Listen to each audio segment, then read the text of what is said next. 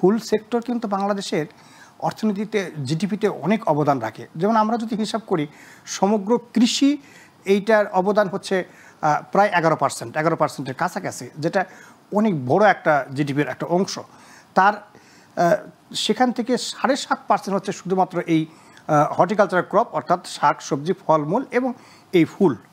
তো এটা অনেক আমাদের কৃষিতে অবদান, জিডিপিতে অনেক অবদান রাখে। এই জন্যে এই সেক্টরটা অনেক বড় একটা সেক্টর। এই সেক্টরে কৃষকদের অবশ্যই সরকারের উচিত যে এমন কিছু প্ল্যান করা যাতে করে বড় বড় প্রজেক্টের মাধ্যমে কৃষকদেরকে প্রশিক্ষণ দিতে হবে। যেমন এখন যেরকম রয়েছে মাশরুমের বড় প্রজেক্ট রয়েছে, সরকারি প্রজেক্ট রয়েছে, সেক্ষেত্রে করে কি বিভিন্ন জায়গায় কৃষকদের মাশরুমের ট্রেনিং দেয়।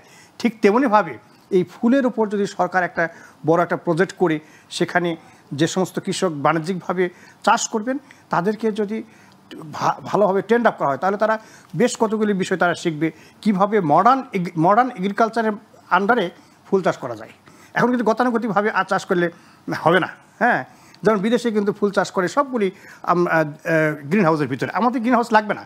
আমরা যদি কখনো কখনো দেখা যায় যে পলিশেড হাউস করতে পারি অথবা নেট হাউস করতে পারি, এগুলির মাধ্যমে যদি প্রোটেক্টেড কালচারের আন্ডারে ফুলটা নিয়ে আসা যায়, তাহলে ফুলের কোয়ালিটি যেমন ভালো হবে, ফুলের ফলনও তেমন ভালো হবে এবং তারা বেশি দাম পাবে।